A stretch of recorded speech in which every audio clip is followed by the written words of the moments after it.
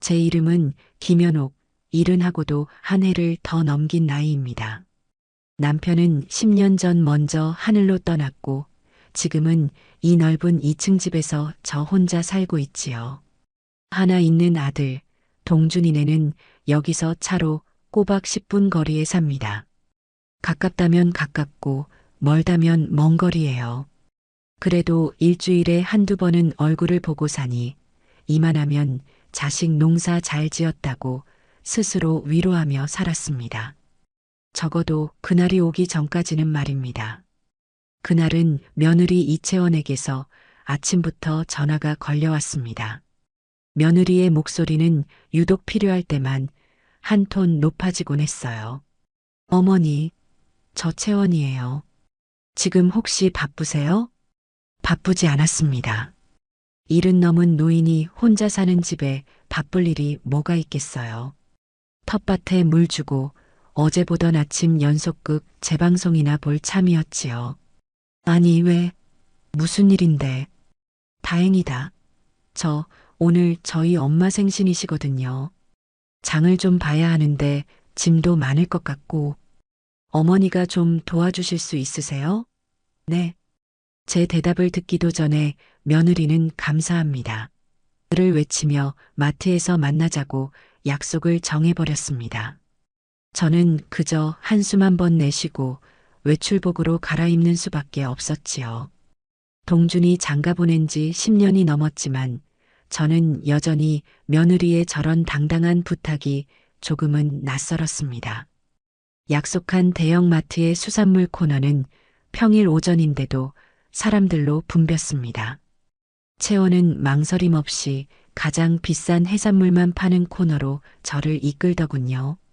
어머니, 저희 엄마가 꽃게찜을 제일 좋아하세요. 이왕 해드리는 거 제일 크고 좋은 놈으로 해드리려고요. 그러면서 며느리는 수조에서 힘차게 다리를 움직이는 활꽃게를 손가락으로 가리켰습니다. 제 손바닥보다 훨씬 큰 등껍질이 검푸른 빛을 띠는 실한 놈들이었지요. 사장님, 이거 제일 큰 걸로 6마리만 주세요. 아니요. 8마리로 주세요. 푸짐하게 먹어야죠. 값을 치르는 며느리의 손길에 망설임이 없었습니다. 저는 옆에서 그저 고개를 끄덕일 뿐이었어요. 그 꽃게를 담은 아이스박스 말고도 며느리는 한우 갈비살이며 자연산 송이며 오색전이며 그야말로 상다리가 부러질 만큼의 재료들을 카트에 쓸어 담았습니다. 카트 2개가 가득 찼어요. 계산을 마치고 나오는데 며느리가 활짝 웃으며 제 팔짱을 꼈습니다. 어머니가 와주셔서 정말 다행이에요. 혼자였으면 이거 다 어떻게 들 뻔했어요. 역시 어머니밖에 없어요. 저는 그 무거운 짐 한쪽을 나눠 들고 며느리의 차에 올랐습니다. 10분 거리에 저희 집이 아닌 30분이 넘게 걸리는 안사돈의 집으로 향하는 내내 며느리는 얼마나 자기 엄마가 이 꽃게를 받고 좋아할지 신이 나서 떠들어댔습니다. 우리 엄마, 이 정도는 드셔야 해요. 그동안 저희 애 봐주시느라 얼마나 고생하셨는데요. 그렇죠, 어머니? 그럼, 당연하지. 사부인께서 고생 많으셨지. 저는 그저 그렇게 대답할 뿐이었습니다. 안사돈의 집은 아들네가 사는 아파트보다 더 넓고 환한 신축 아파트였습니다. 저와 며느리가 낑낑대며 짐을 부엌으로 옮기자 안사돈이 환한 얼굴로 저희를 맞았습니다. 어머, 사부인. 어서 오세요. 아이고, 이렇게 일찍부터 와주시고 정말 고맙습니다. 채원아, 어서 사부인 물부터 한 잔 드려라. 안사돈은 저보다 2살 아래였지만 참 곱고 정갈한 분이셨어요. 저에게 늘 깍듯하게 사부인이라 부르며 존대했지요. 하지만 그 깍듯함이 때로는 보이지 않는 벽처럼 느껴질 때도 있었습니다. 아닙니다. 제가 뭐 한 게 있다고요. 채원이가 어머니 생각하는 마음이 어찌나 극진한지 보는 제가 다 흐뭇합니다. 제 말에 안사도는 우리 딸이 속이 깊지요. 하며 웃었습니다. 그때부터였어요. 저는 부엌 한편에서 쉴 새 없이 채소 끄트머리를 다듬고 씻고 나무를 묻혔습니다. 며느리와 안사도는 주방 중앙에서 갈비를 재우고 잡채를 볶으며 연신 웃음꽃을 피웠습니다. 두 사람의 손발이 척척 맞더군요. 저는 그저 그들이 시키는 자잘한 허드렛 일이나 도울 뿐이었습니다. 저녁이 되고 퇴근한 아들 동준이와 사위까지 모였습니다. 상다리가 휘어지게 차려진 음식들 위로 김이 모락모락 나는 꽃게찜이 올라왔습니다. 붉게 익은 꽃게 8마리가 커다란 접시에 산처럼 쌓여 있었죠. 와, 엄마, 이거 진짜 맛있겠다. 장모님, 생신 축하드립니다. 이야, 꽃게가 정말 실하네요. 아들 동준이는 안사돈의 옆에 바싹 붙어 앉아 가장 큰 게 다리를 떼어내기 시작했습니다. 장모님, 이 집게발 살이 제일 맛있습니다. 제가 발라드릴게요. 며느리 채원이도 질세라 몸통살을 발라 안사돈의 접시 위에 수북이 쌓아주었습니다. 엄마, 이거 먹어. 알이 꽉 찼네. 그날따라 유독 두 사람이 다정해 보이더군요. 안사돈은 아이고, 우리 아들, 우리 딸 고마워. 하며 행복한 웃음을 감추지 못했습니다. 저는 그저 묵묵히 제 앞에 놓인 잡채 접시만 바라보았습니다. 물론 저도 꽃게를 좋아합니다. 하지만 그 누구도 제게 먼저 꽃게 다리 하나 권하는 이가 없었어요. 동준이는 장모님 챙기기에 여념이 없었고 며느리는 제 엄마 입에 살 넣어주기에 바빴습니다. 결국 제가 먼저 손을 뻗었게 다리 하나를 가져왔습니다. 껍질이 어찌나 단단한지 일은 넘은 제 소나기 힘으로는 잘 부서지지도 않았어요. 낑낑대고 있으려니 안사돈이 그걸 보고 말했습니다. 어머, 사부인. 그거 제가 해드릴까요? 아닙니다. 괜찮습니다. 제가 해야지요. 저는 애써 웃으며 대답했습니다. 정작 제 아들인 동준이는 그 모습을 보지도 못한 채 장모님과 사위가 나누는 직장 이야기에 끼어들어 맞장구를 치고 있었으니까요. 그 화려한 잔치상에서 저는 마치 초대받지 않은 손님처럼 느껴졌습니다. 겉돌다 겉돌다 결국 케이크에 촛불을 끄자마자 몸이 좀 피곤해서 하고 먼저 자리에서 일어났습니다. 동준이가 저를 집까지 바래다 주었습니다. 차 안에서 아들은 피곤한지 연신 하품을 해댔습니다. 엄마, 오늘 와줘서 고마워. 채원이가 좋아하더라. 그래. 사부인께서 참 행복해 보이시더라. 장모님이 고생 많으셨으니까요. 채원이도 그렇고 저는 더 이상 아무 말도 하지 않았습니다. 10분 거리의 집에 도착해 차에서 내렸습니다. 아들은 엄마 잘 자. 손 한번 흔들고는 쏜살같이 차를 돌려 떠났습니다. 늦었으니 아내와 아이가 기다리는 제 집으로 돌아가야겠지요. 저는 텅 빈 2층 집 현관에 들어서며 긴 한숨을 내쉬었습니다. 그날따라 남편의 빈자리가 유독 크게 느껴지는 밤이었어요.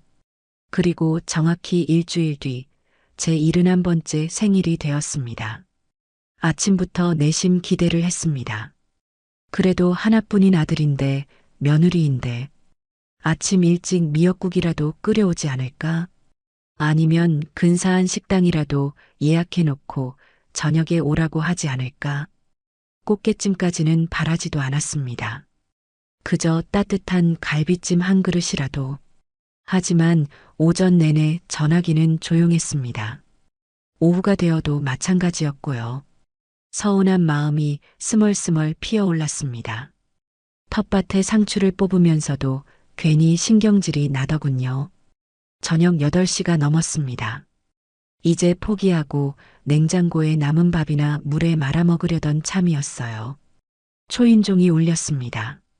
아들 내외였습니다. 어머니, 생신 축하드려요. 동준이가 동네 제과점에서 산 작은 케이크 상자를 들고 있었습니다. 며느리 채원이는 멋쩍은 표정으로 서 있더군요. 어머니, 죄송해요. 저희가 오늘 회사에 일이 너무 많아서요. 오다가 들렀어요. 오다가 들렀다. 는 말이 귓가에 박혔습니다. 그래, 어서 들어오너라. 저녁은 먹었고? 아, 그럼요. 회사에서 대충 먹었어요. 아들은 피곤한 기색이 역력했습니다. 며느리는 식탁 위에 검은 비닐봉지 하나를 툭 올려놓았습니다. 어머니, 이거 반찬 가게에서 좀 사왔어요. 저희가 너무 바빠서 미역국도 못 끓여드리고 죄송해요. 괜찮다. 바쁜데 뭘. 저는 애써 웃으며 비닐봉지를 풀었습니다. 안에서는 익숙한 플라스틱 반찬통이 2개 나왔습니다. 하나는 검붉은 장조림이었고 다른 하나는 멸치볶음이었습니다. 어머니, 멸치볶음 좋아하시잖아요. 입맛 없으실 때 드시라고요.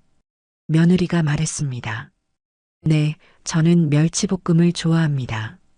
밥 반찬으로 이만한 게 없지요. 하지만 말입니다. 일주일 전 제 손으로 직접 씻고 다듬어 쪄냈던 그 붉고 거대했던 꽃게의 모습이 눈앞을 가로막았습니다. 안사돈의 생일에는 살아있는 활꽃게를 사다 상다리가 휘어지게 차려내고 시어머니인 내 생일에는 퇴근길에 오다가 들러서 사온 3,000원짜리, 아니, 값이 문제가 아니지요. 성의조차 보이지 않는 이 멸치볶음이라니요. 아들은 피곤하다며 소파에 거의 드러눕다시피 앉아 텔레비전을 보고 있었습니다. 어머니, 케이크 촛불이라도 불까요? 채원이가 물었습니다. 아니다. 너희 피곤한데 어서 들어가 봐라. 나도 저녁 먹고 좀 쉬어야겠다. 저는 반찬통을 냉장고에 넣으며 말했습니다. 제 목소리가 저도 모르게 조금 차갑게 나간 모양입니다. 어머니 화나셨어요? 며느리가 눈치를 보며 물었습니다. 화나긴. 일찍 가서 쉬어. 내일 또 출근해야지.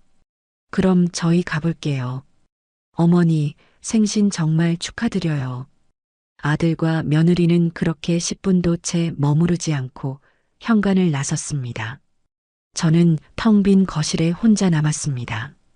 식탁 위에는 뜯지도 않은 케이크 상자와 그 옆에 놓인 멸치볶음통이 전부였습니다. 그 순간 무언가가 제 안에서 툭 하고 끊어지는 소리가 났습니다.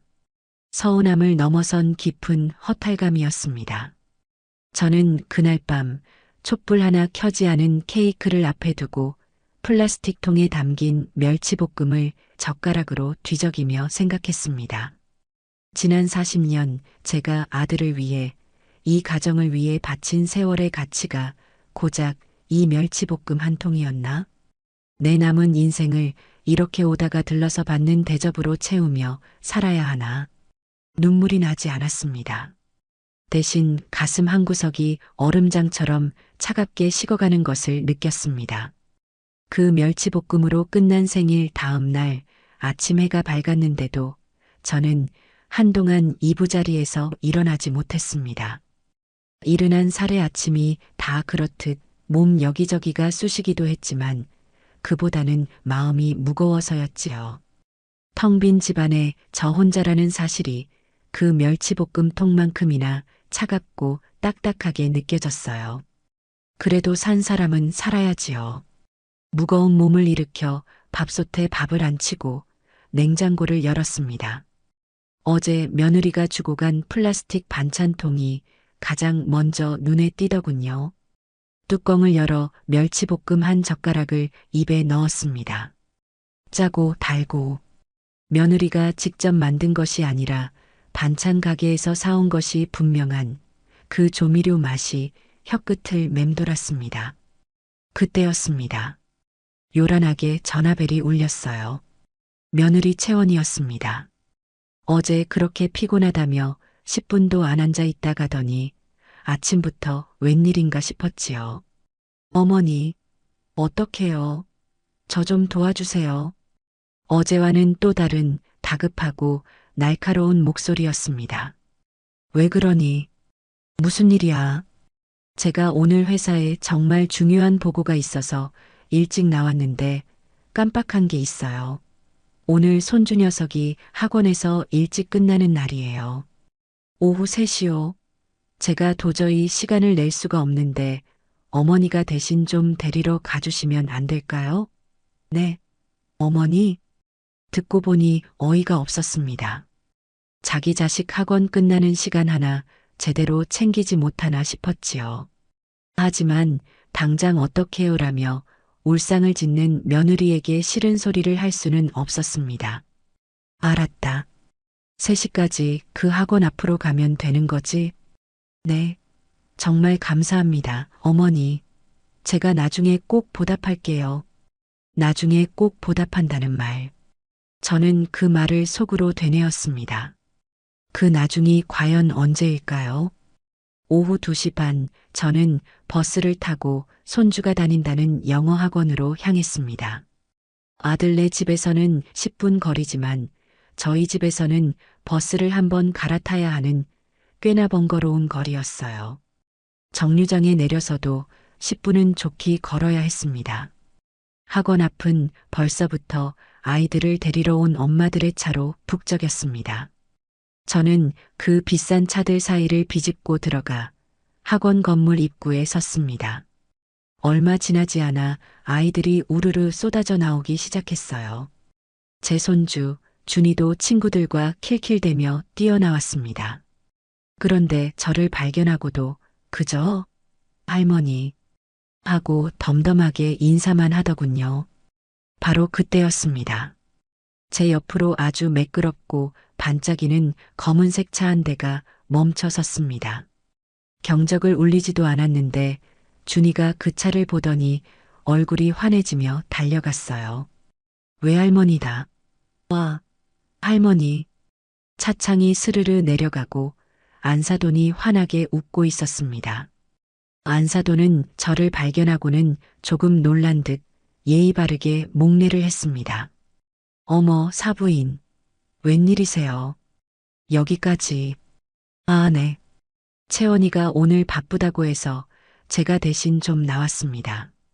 준이는 신이 나서 조수석 문을 열고 탔습니다. 할머니, 오늘 나 데리러 오셨네요? 엄마가 외할머니 오시면 맛있는 거 사준다고 했는데 안사돈은 저를 향해 멋쩍게 웃어 보였습니다. 제가 원래 오늘 오기로 한 날이 아닌데 채원이가 하도 부탁을 해서요. 마침 시간도 비고해서 나왔습니다. 사부인, 그럼 저희 먼저 들어가 보겠습니다. 준이 데려다 주셔서 감사해요. 아, 네. 들어가세요. 저는 멍하니 그 자리에 서 있었습니다. 준이를 태운 안사돈의 차는 부드럽게 코너를 돌아 사라졌습니다. 저는 그 차 뒷공무니만 바라보았어요. 방금 전 며느리의 말이 떠올랐습니다. 도저히 시간을 낼 수가 없어서 어머니가 대신 좀. 알고 보니 저는 대신이 아니었습니다. 긴급 호출이었던 거지요. 평소에 손주를 돌보는 정규직은 안사돈이었고 저는 그저 안사돈이 시간이 안 될 때 급하게 부르는 대체 인력에 불과했습니다. 심지어 안사돈에게는 맛있는 것이라는 보상까지 따라붙었고요. 허탈한 마음으로 버스 정류장으로 터벅터벅 걸었습니다. 꽃게찜과 멸치볶음, 그리고 정규직 외할머니와 대체 인력 친할머니, 모든 것이 선명하게 대비되었습니다. 며느리 채원이에게 저는 그저 필요할 때 쓰고 고마움은커녕 미안함조차 제대로 느끼지 않아도 되는 그런 존재였던 겁니다. 집에 돌아와 텅 빈 거실에 앉아 있으니 어제 받은 멸치볶음의 짠맛이 다시 입안에 감도는 듯 했습니다. 그렇게 며칠이 더 지났습니다. 주말 오후 초인종이 울렸어요. 아들 동준이 혼자였습니다. 엄마, 저 왔어요. 어이구, 우리 아들. 웬일이야? 채원이는? 준이는? 채원이는 준이 데리고 처갓집 갔어요. 장모님이 준이 보고 싶다고 하셔서 저는 못마땅한 표정을 감추고 아들을 거실로 이끌었습니다. 그래, 밥은? 밥 먹었어? 아니요. 그냥 엄마 얼굴 보려고 잠깐 들렀어요. 저는 얼른 부엌으로 가 시원한 매실차를 한 잔 타내왔습니다. 아들은 넥타이를 느슨하게 풀며 소파에 깊숙이 몸을 묻었습니다. 회사 일은 할만하니? 힘들어 보여. 힘들죠, 뭐. 다 그렇죠. 아들은 매실차를 한 모금 들이켜더니 한참이나 딴청을 부렸습니다. 텔레비전 채널을 이리저리 돌리기도 하고 제 텃밭 쪽을 내다보며 엄마 상추 잘 자라네요. 하는 영양가 없는 소리도 했지요. 그러더니 마침내 본론을 꺼냈습니다. 있잖아요, 엄마. 왜? 무슨 말 하려고? 다름이 아니라 이 집 말이에요. 엄마 혼자 사시는데 너무 크잖아요. 저는 순간 심장이 쿵 하고 내려앉는 것 같았습니다. 그래서, 아니 제 말은 관리하기도 힘드시고 청소는 또 어떡해요. 방도 다 비어 있고, 그리고 요즘 부동산 보유세? 그런 것도 많이 올랐다면서요. 동준이는 제 눈을 똑바로 보지 못하고 거실 바닥만 내려다보며 말했습니다. 그래서 내가 이 집을 팔기라도 했으면 좋겠니? 제 단도직입적인 물음에 아들은 당황하며 손사래를 쳤습니다. 아니, 그런 뜻이 아니고요. 그냥 이 집이 지금 잠자는 자산 같아서 드리는 말씀이에요. 잠자는 자산이요. 아깝잖아요. 이 좋은 자산을 그냥 이렇게 썩히는 게 잠자는 자산, 썩히는 것. 저는 제 귀를 의심했습니다. 이 집이 어떤 집인데 남편과 제가 20살 무렵 만나 단칸방 월세부터 시작해서 안 해본 고생 없이 돈을 모아 마흔이 넘어 겨우 장만한 집입니다. 이 집 마룻바닥, 벽지 하나하나, 심지어 마당에 저 감나무까지 제 남편과 저의 피와 땀이 서리지 않은 곳이 없어요. 남편이 떠나고 이 집에 홀로 남겨진 저에게 이 집은 단순한 자산이 아니었습니다. 제 젊은 날의 전부였고 남편의 흔적이며 제 남은 생을 기댈 마지막 보금자리였습니다. 그런데 제 아들놈이 제 속으로 낳은 자식이 이 집을 잠자는 자산이라고 부르다니요. 썩히는 게 아깝다고요. 저는 차갑게 식어가는 매실차 잔을 내려다보았습니다. 동준아. 네, 네 엄마. 너도 이 집에서 자랐어. 네가 어릴 때 저 마당에서 공 차다가 장독 깨뜨린 거 기억 안 나니? 너 대학 합격했다고 네 아빠랑 내가 저 대문 앞에서 너를 업고 덩실덩실 춤췄던 건 이 집은 나한테 그런 곳이다. 돈으로만 따질 수 있는 곳이 아니야. 그러니 그런 소리 2번 다시 하지 마라. 제 목소리가 얼음장처럼 차갑게 나갔습니다. 아들은 무언가 더 말을 하려다 제 굳은 표정을 보고는 입을 다물었습니다. 어색한 침묵이 흘렀어요. 저 그럼 가볼게요, 엄마. 채원이가 기다려서. 아들은 도망치듯 자리에서 일어났습니다. 그래, 가봐라. 저는 아들을 배웅하지 않았습니다. 현관문이 닫히는 소리를 들으며 저는 잠자는 자산이라는 그 끔찍한 단어만 되뇌고 있었습니다. 꽃게찜과 멸치볶음은 그저 서운함의 문제였습니다. 하지만 잠자는 자산은 그건 제 존재 자체를 부정당하는 기분이었습니다. 그들에게 저는 이미 엄마가 아니라 처분해야 할 자산의 일부일 뿐이었던 걸까요? 며칠 뒤 저는 동네 주민센터에서 하는 서예 교실에 나갔습니다. 그 일들을 잊어보려 애썼지요. 먹을 갈고 화선지에 붓을 대면 그나마 복잡했던 마음이 조금은 가라앉는 듯 했습니다. 수업이 끝나고 로비로 나오는데 아주 익숙하면서도 낯선 사람과 마주쳤습니다. 안사돈이었습니다. 어머, 사부인. 여기서 다 뵙네요. 안사돈은 특유의 그 상냥하고 깍듯한 미소로 제게 인사를 건넸습니다. 안사돈은 이곳에서 요가 수업을 듣는다고 하더군요. 네, 사부인. 안녕하세요. 운동하러 오셨나 봐요. 네. 나이 드니까 여기저기 쑤셔서요. 호. 사부인은 서예하셨나 봐요. 어쩐지 멋있으세요. 안사돈은 오늘따라 유독 더 화사해 보였습니다. 고급스러운 실크 블라우스에 손에는 처음 보는 근사한 핸드백을 들고 있었지요. 누가 봐도 값비싸 보이는 윤기가 차르르 흐르는 가죽 가방이었습니다. 저는 상표 같은 것은 잘 모르지만 딱 봐도 백화점 1층에서나 볼 법한 물건이었어요. 제 시선이 가방에 머무는 것을 느꼈는지 안사돈이 가방을 고쳐들며 수줍게 웃었습니다. 어머, 이거요? 이거 우리 채원이가 사준 거예요. 아, 네. 아주 잘 어울리십니다. 아니에요. 제가 뭘 이런 걸 드냐고 손사래를 쳤는데 글쎄 우리 딸애가 막무가내지 뭐예요. 안사돈은 절대 저를 약 올리거나 자랑하려는 투가 아니었습니다. 그저 정말 기쁘고 행복해서 나오는 꾸밈 없는 말씨였지요. 얼마 전에 준이 돌보는 거 힘들다고 제가 좀 알아누웠거든요. 그랬더니 우리 채원이가 엄마 고생하는데 자긴 해준 것도 없다면서 기어코 이걸 사들고 왔지 뭐예요. 엄마, 이거 들고 친구분들이랑 좋은 데 다니세요. 하면서요. 사부인, 제가 복이 많지요? 저는 아무 말도 할 수가 없었습니다.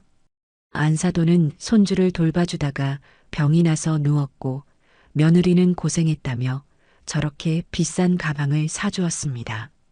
저는 손주 학원 픽업 땜빵이나 하고 안부 전화 한 통 받지 못했습니다. 안사돈은 자식에게 복이 많은 엄마였고 저는 자식에게 잠자는 자산을 가진 짐이었습니다. 사부인, 얼굴이 안 좋아 보이세요. 어디 편찮으세요? 아닙니다. 그냥 서예를 너무 열심히 썼나 봐요. 그럼 사부인, 운동 잘하시고 먼저 들어가 보겠습니다. 저는 도망치듯 주민센터를 빠져나왔습니다. 집으로 걸어오는 내내 안사돈이 들고 있던 그 반짝이는 핸드백과 제 냉장고 속에 들어있는 멸치볶음통이 머릿속에서 번갈아 떠올랐습니다. 그들은 저를 조금도 존중하지 않았습니다. 아들 동준이도 며느리 채원이도 저를 그저 필요할 때 부르는 사람, 그리고 언젠가는 처분해야 할 자산으로만 보고 있었던 겁니다. 그날 밤 저는 남편의 영정 사진 앞에서 한참을 울었습니다. 여보, 나 어떡하면 좋아? 내가 이렇게 살아도 되는 걸까? 분노와 서러움으로 며칠을 보냈습니다. 하지만 자식 이기는 부모 없다고 저는 또다시 며느리와 아들을 용서하려 애썼습니다. 걔들이 뭘 알겠어요. 아직 젊고 자기들 살기 바쁘니 그런 거겠지요. 제가 좀 더 이해해야지요. 그렇게 스스로를 다독였습니다. 그러던 어느 날 저는 며칠 전부터 뭉근하게 끓여놓은 사골국이 마음에 걸렸습니다. 동준이가 요즘 부쩍 피곤해 보이던 것이 생각났거든요. 잠자는 자산이니 뭐니 하는 소리는 괘씸했지만 그래도 어미는 어미였습니다. 저는 가장 큰 곰솥에 든 사골국을 플라스틱 통에 가득 나눠 담았습니다. 양손에 무겁게 들고 10분 거리의 아들네 아파트로 향했습니다. 초인종을 눌렀지만 집안은 조용했습니다. 둘 다 출근하고 준이는 학교에 간 모양이었지요. 저는 아들네 현관 비밀번호를 눌렀습니다. 띠리릭 소리와 함께 문이 열렸어요. 아무도 없니? 대답 없는 거실을 향해 한 번 소리치고는 조용히 신발을 벗고 들어섰습니다. 사골국을 냉장고에 넣어두고 혹시 집안이 어지럽지는 않은지 둘러볼 참이었습니다. 그런데 거실 식탁 위에 평소에는 보지 못했던 두툼한 서류 봉투 하나가 놓여 있었습니다. 호기심에 가까이 다가갔습니다. 겉봉에는 미국 최상위 엘리트 중학교 유학 프로그램 설명회라고 인쇄되어 있었습니다. 저는 저도 모르게 의자를 당겨 앉았습니다. 손이 살짝 떨리는 것을 느끼며 봉투를 열었어요. 안에는 화려한 컬러의 안내 책자들이 가득했습니다. 푸른 잔디가 깔린 외국의 학교 캠퍼스 사진, 교복을 입고 환하게 웃는 아이들, 그리고 프로그램 안내서였습니다. 저는 눈을 크게 뜨고 그 안내서를 읽기 시작했습니다. 손주 준이의 이름을 넣어 생각해 보니 모든 것이 아기가 딱딱 맞아떨어졌습니다. 최고의 교육 환경, 글로벌 리더로의 첫걸음. 그리고 제 눈을 사로잡은 것은 다음 페이지였습니다. 프로그램 비용 안내. 저는 숨을 멈췄습니다. 입학 신청금, 1년간의 학비, 기숙사비, 방과 후 활동비, 거기에 외국인 학생 관리 비용이라는 알 수 없는 항목까지. 모든 비용을 더하자 상상도 할 수 없는 금액이 찍혀 있었습니다. 어림짐작으로 계산해 보아도 아들 동준이와 며느리 채원이 둘이 버는 연봉을 몽땅 합쳐도 감당하기 어려운 그런 엄청난 돈이었습니다. 그 순간 잠자는 자산이라던 아들의 목소리가 귓가에 울렸습니다. 엄마 혼자 사시는데 너무 크잖아요. 이 좋은 자산을 그냥 이렇게 썩히는 게 아깝잖아요. 저는 손에 든 안내 책자를 부들부들 떨었습니다. 그랬던 겁니다. 그들이 제 집을 팔라고 부추겼던 이유, 저를 잠자는 자산 취급했던 이유가 바로 이것이었습니다. 하나뿐인 손주의 빛나는 미래를 위해서 늙은 어미의 잠자는 집이 필요했던 거였지요. 저에게는 멸치볶음 하나로 생일을 때우면서 그들은 제 뒤에서 이런 엄청난 계획을 세우고 있었던 겁니다. 제 집을 팔아서 제 남편과 저의 피와 땀이 어린 그 집을 팔아서 손주를 미국에 보낼 작정이었던 거예요. 머리가 띵하고 울렸습니다. 배신감에 피가 거꾸로 솟는 기분이었습니다. 바로 그때였습니다. 제 손에 들린 휴대전화가 요란하게 울리기 시작했습니다. 며느리 채원이었습니다.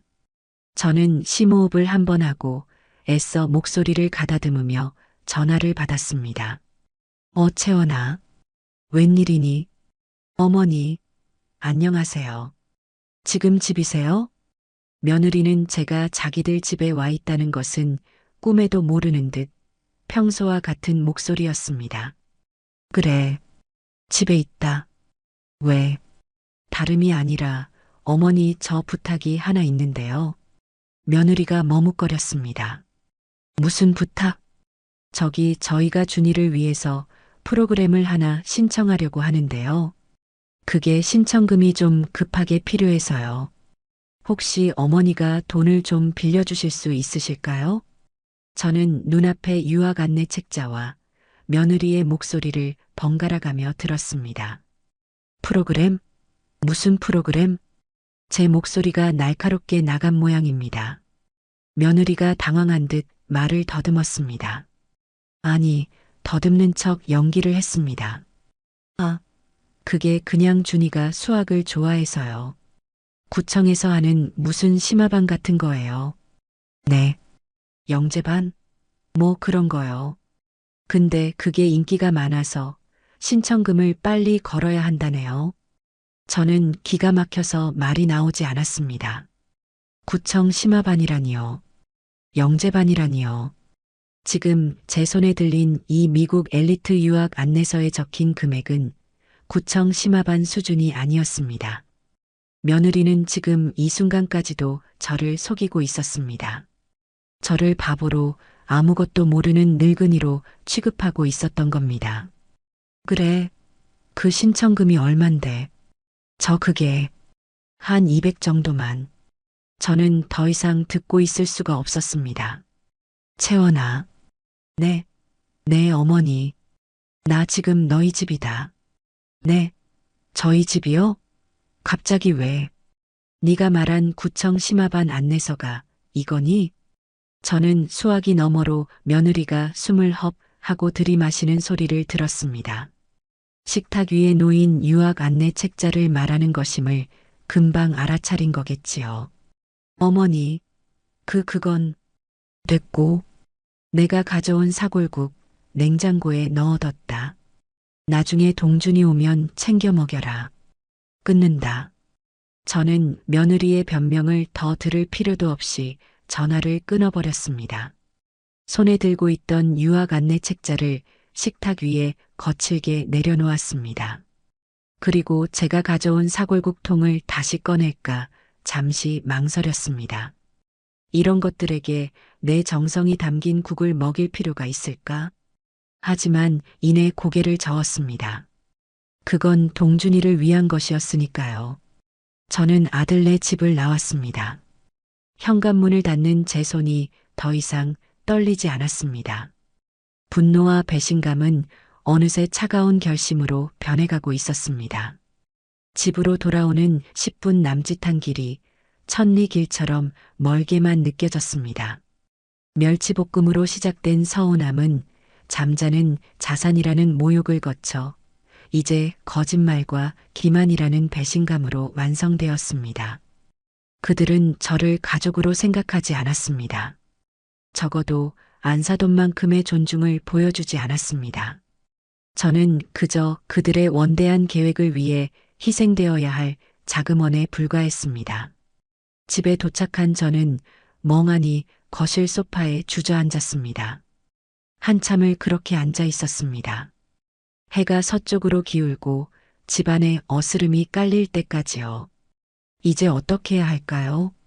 아들을 불러서, 며느리를 불러서 뺨이라도 한 대 올려붙이며 소리를 질러야 할까요? 내가 너를 어떻게 키웠는데 네가 감히 나를 속여?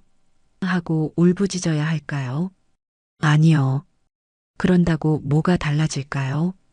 그들은 그저 어머니, 죄송해요. 하지만 준이 미래를 위해서였어요. 라며 제게 또 다른 희생을 강요할 것이 뻔했습니다. 저는 자리에서 일어났습니다. 제 방으로 들어가 남편과 결혼할 때 친정어머니가 물려주신 낡은 자개장을 열었습니다. 그 안쪽 깊숙한 곳에는 제가 지난 40여 년간 하루도 빠짐없이 적어 내려온 가계부들이 빽빽하게 꽂혀 있었습니다. 저는 먼지가 뽀얗게 쌓인 가계부들을 한 권 꺼내어 거실 바닥에 늘어놓기 시작했습니다. 1980년대의 갱지 노트부터 90년대의 스프링 달린 두꺼운 장부, 그리고 최근의 가죽 커버 수첩까지 제 젊은 날의 역사가 그곳에 다 있었습니다. 첫 장을 펼쳤습니다. 쌀 한 말, 연탄 100장.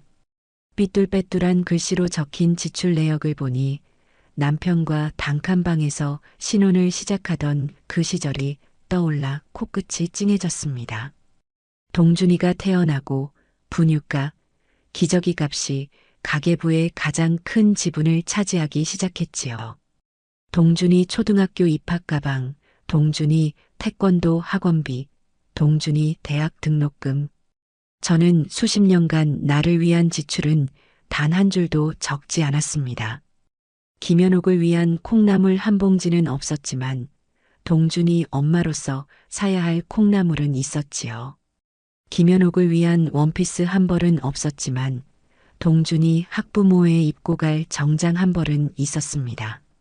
제 가계부는 언제나 가족을 위한, 그리고 아들을 위한 희생의 기록이었습니다. 저는 그 수십 건의 가계부를 멍하니 바라보았습니다. 그리고 생각했습니다. 내 인생의 가계부는 어디에 있지? 김연옥이라는 사람의 수입과 지출, 김연옥이라는 사람의 자산과 부채, 김연옥이라는 사람의 꿈과 미래를 위한 가계부는 단 한 건도 존재하지 않았습니다. 저는 71살이었습니다. 남편은 떠났고 자식은 이제 저를 잠자는 자산으로만 보고 있습니다. 제게 남은 시간이 얼마나 될까요? 10년? 20년? 그 남은 시간마저 저들의 유학 자금을 위해 희생되어야 할까요? 아니요. 그럴 수는 없었습니다. 저는 거실벽에 걸린 낡은 거울 앞에 섰습니다. 거울 속에는 멸치볶음 반찬 통 앞에서 초라하게 앉아있던 늙은 여자가 아니라 40년간 한 집안의 재정을 책임지고 꿋꿋하게 버텨온 단단한 한 여자가 서 있었습니다. 눈가에 주름은 졌지만 그 눈빛은 아직 쓰러지지 않았습니다. 그래, 연호가. 이제부터라도 너를 위한 가계부를 쓰자.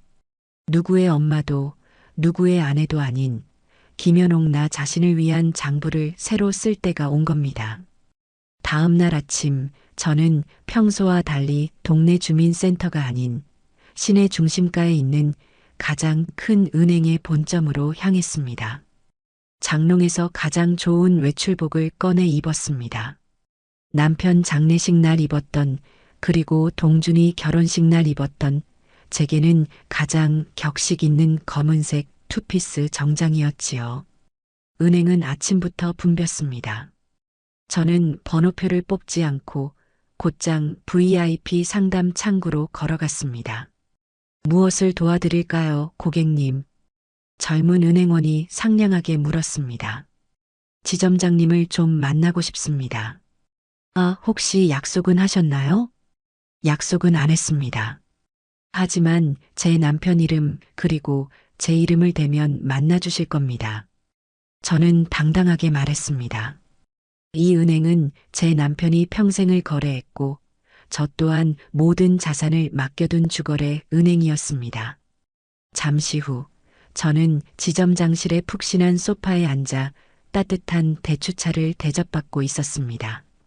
어르신, 어쩐 일로 직접 왕림하셨습니까? 전화 주셨으면 제가 달려갔을 텐데요.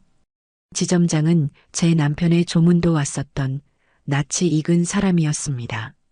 바쁘신 분을 오라가라 할 수 있나요? 제가 오면 되지요. 저는 서두르지 않았습니다. 차를 한 모금 마시고 제 앞에 놓인 서류들을 바라보았습니다. 지점장님, 제가 오늘 온 건 제 재산 현황을 좀 정확하게 알고 싶어서입니다. 네, 네. 물론입니다. 저희가 관리해드리는 예금과 펀드는 아니요. 그런 것 말고요. 지금 당장 제가 현금화할 수 있는 모든 것을 알고 싶습니다. 제 집을 포함해서요. 제 단호한 말에 지점장의 눈이 조금 커졌습니다. 집 말씀이십니까? 그 자택을 혹시 처분하실 계획이 있으신지요? 그럴 수도 있습니다. 그러니 현재 시세를 기준으로 제가 가진 모든 자산을 평가해 주세요. 그리고 제 남편이 저 모르게 따로 남겨둔 것이 있다면 그것도 다 포함해서요. 하나도 빠짐없이요. 지점장은 잠시 생각에 잠기더니 어딘가로 전화를 걸어 몇 가지를 지시했습니다. 30분 정도 지났을까요? 지점장은 깔끔하게 정리된 서류 한 뭉치를 제 앞에 내밀었습니다. 어르신, 현재 어르신 명의의 예금, 그리고 회장님께서 남기신 비상금성 유산과 보험금까지 합산한 현금성 자산이 이 정도입니다. 그리고 자택은 현재 이 지역의 개발 호재가 겹쳐 저희가 추산한 바로는 이 정도의 가치가 있습니다. 저는 서류에 찍힌 숫자들을 천천히 읽어 내려갔습니다. 제 생각보다 훨씬 더 큰 금액이었습니다. 남편은 저 몰래 저와 동준이를 위해 꽤 많은 것을 남겨두었던 겁니다. 그리고 집값은 그야말로 천정부지로 솟아 있었습니다. 저는 그 금액을 보고 놀라거나 기뻐하지 않았습니다. 그저 담담하게 확인했을 뿐입니다. 이 정도면 충분하구나. 무엇이 충분한지는 저도 몰랐습니다. 하지만 그저 충분하다는 생각이 들었습니다. 어르신 혹시 자제분이 사업을? 지점장이 조심스럽게 물었습니다.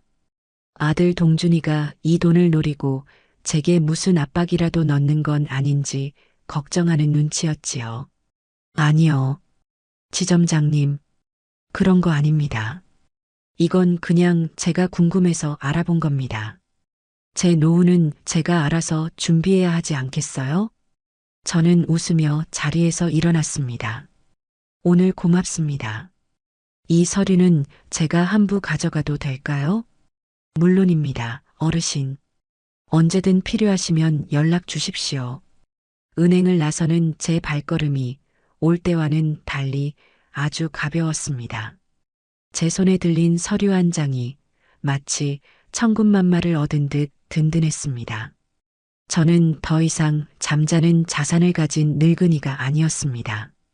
저는 제 삶을 스스로 계획하고 책임질 수 있는 김현옥이었습니다. 저는 집으로 바로 돌아가지 않았습니다. 은행을 나와 곧장 이 도시에서 가장 크고 번화한 상업지구로 향했습니다. 그곳에는 새로 생긴 고층 빌딩들이 즐비했지요. 저는 그중 가장 화려한 빌딩 1층에 자리한 프리미엄 부동산 중개법인이라고 쓰인 사무실로 망설임 없이 들어갔습니다. 어서 오십시오, 고객님. 깔끔한 정장을 입은 젊은 중개인이 저를 맞았습니다. 저는 집을 팔고 새 집을 사려고 합니다. 아, 네. 잘 오셨습니다. 찾으시는 지역이나 평수가 있으신가요? 지금 사는 집은 2층 단독주택입니다. 이걸 팔 거예요. 저는 제 집 주소를 말했습니다. 중개인의 눈이 반짝였습니다. 그 동네 집값이 비싸다는 것을 잘 아는 눈치였지요. 네, 아주 좋은 물건이네요. 바로 진행해 드릴 수 있습니다. 조건이 있습니다. 저는 의자에 똑바로 앉아 중개인을 바라보았습니다. 첫째, 제 아들 내외는 모르게 아주 조용하고 신속하게 처리해 주었으면 합니다. 공개적으로 시장에 내놓지 않고 확실한 구매자에게만 연결해 주세요. 내 사정이 있으시군요. 알겠습니다. 가능합니다. 둘째, 저는 새 집을 구하고 있습니다. 이 동네가 아닌 저기 강 건너 새로 생긴 저 신도시 있잖습니까? 그쪽으로요. 아, 네. 그쪽도 저희 전문입니다. 저는 크고 넓은 집은 필요 없습니다. 하지만 이 도시에서 가장 전망이 좋고 보안이 철저하며 이제 막 지어진 새 아파트였으면 합니다. 혼자 살기에 가장 안전하고 가장 편리한 곳으로요.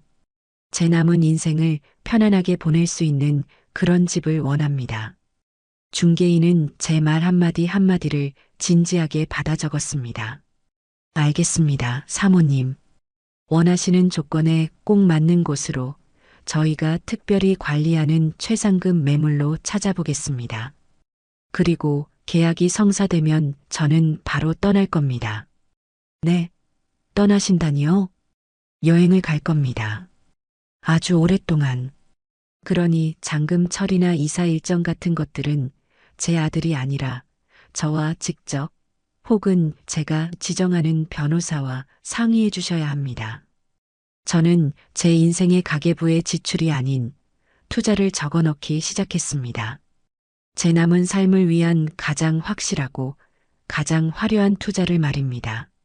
사무실을 나오자 눈부신 오후 햇살이 제 어깨 위로 쏟아졌습니다. 저는 수십 년 만에 처음으로 제 자신을 위해 아주 큰 돈을 쓰기로 마음먹었습니다. 그것은 조금도 두렵지 않았습니다. 오히려 짜릿했습니다. 집으로 돌아오는 버스 안에서 저는 창밖을 바라보며 생각했습니다. 채원아, 동준아, 너희는 너희의 미래를 위해 내 집을 탐냈지만 나는 내 노후를 위해 그 집을 팔기로 했다. 너희가 내게 준 멸치볶음의 가치만큼 나도 너희에게 내 인생의 전부를 내어줄 생각은 이제 없단다. 저는 제 인생의 운전대를 비로소 제 자신이 되찾아온 기분이었습니다. 그날 부동산 중개법인의 문을 나선 순간부터 제 삶은 이중으로 흐르기 시작했습니다.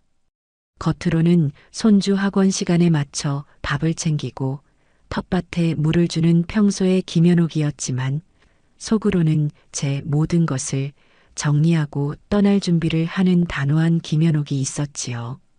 제 휴대전화는 늘 진동으로 해두었습니다. 아들 내외가 모르게 중개인과 변호사에게서 연락이 오기 때문이었어요. 아니나 다를까 제가 유학 서류를 봤다는 것을 알게 된 며느리 채원이는 그날 저녁 바로 아들과 함께 집으로 달려왔습니다. 하지만 저는 이미 모든 감정을 정리한 뒤였습니다. 그들은 제 앞에서 무릎이라도 꿇을 듯 사죄했지만 저는 그저 묵묵히 그들의 변명을 들었습니다. 어머니, 정말 죄송해요. 저희가 어머니 서운하게 해드릴 생각은 아니었어요.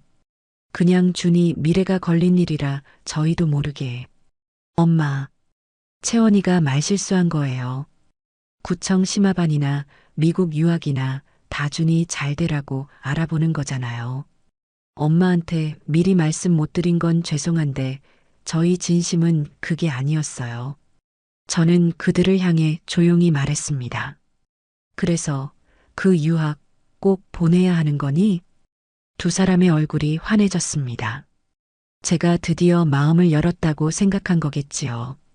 네, 어머니, 정말이에요. 준이가 거기서 2년만 공부하고 오면 한국에서 다니는 거랑은 비교도 안 된대요. 그때부터였습니다. 며느리 채원이의 가짜 관심이 시작된 것은요. 다음 날부터 며느리는 하루도 거르지 않고 저희 집에 드나들기 시작했습니다. 어떨 때는 점심시간에 잠깐 짬을 냈다며 얼굴만 비추고 가기도 했고, 어떨 때는 퇴근길이라며 과일 주스 같은 것을 사들고 왔습니다. 어머니, 점심은 드셨어요? 혼자 계시지 말고 저희 집에 와서 같이 드시지요. 어머니, 이거 새로 나온 영양제인데 기력에 좋대요. 제가 어머니 거 하나 사왔어요. 일주일 전 제 생일에는 멸치볶음 하나 사들고 왔던 며느리가 아니었습니다. 그 친절과 상냥함이 너무나 노골적이어서 저는 오히려 헛웃음이 나올 지경이었어요. 하루는 며느리가 주말 대청소를 핑계로 아예 팔을 걷어붙이고 나섰습니다. 어머니, 이 집은 정말 너무 넓어요. 청소하시기 얼마나 힘드세요. 제가 구석구석 다 닦아드릴게요. 며느리는 고무장갑을 끼고 화장실이며 베란다를 닦는 신용을 했습니다. 하지만 저는 알 수 있었지요. 며느리의 눈은 청소에 가 있는 것이 아니라 이 집의 상태를 점검하는 데 있었습니다. 어머니, 여기 벽지에 살짝 금이 갔네요? 이거 수리하셔야겠어요. 어머니, 보일러가 좀 오래된 것 같아요. 나중에 집 내놓으려면 이런 것도 다 손봐야 하는데 집을 내놓는다는 말이 며느리의 입에서 참 쉽게도 나왔습니다. 마치 이 집이 이미 자기들 소유라도 된 것처럼 말입니다. 저는 텃밭에 물을 주며 무심하게 대꾸했습니다. 괜찮다. 나 혼자 사는데 아무 문제 없어. 그리고 이 집 팔 생각 없다고 했을 텐데. 에이, 어머니. 그러지 마시고요. 저희가 다 알아봤어요. 지금이 적기예요. 어머니, 이 집 정리하시고 저희랑 같이 하니 저희 아파트 바로 옆동으로 오세요. 저희가 매일매일 모실게요. 네. 저는 며느리를 돌아보았습니다. 햇빛 아래서 땀을 닦는 척하는 그 얼굴에 조바심과 욕심이 선명하게 쓰여 있었습니다. 채원아. 네. 네, 어머니. 너는 이 집이 얼마로 보이니? 네. 너한테는 이 집이 그냥 돈으로만 보이는구나. 너희 손주 유학 자금으로만 보여. 제 차가운 말에 며느리의 얼굴이 순간 굳었습니다. 어머니, 무슨 말씀을 그렇게 서운하게. 서운한 건 나다. 너는 나한테 잠자는 자산이니 뭐니 집을 썩힌다느니 그런 말을 아무렇지 않게 하는 아들을 둔 내 마음이 어떤지 아니? 이 집은 내 남편 목숨값이고 내 젊음이야. 너희가 함부로 자산 운운할 그런 물건이 아니란 말이다.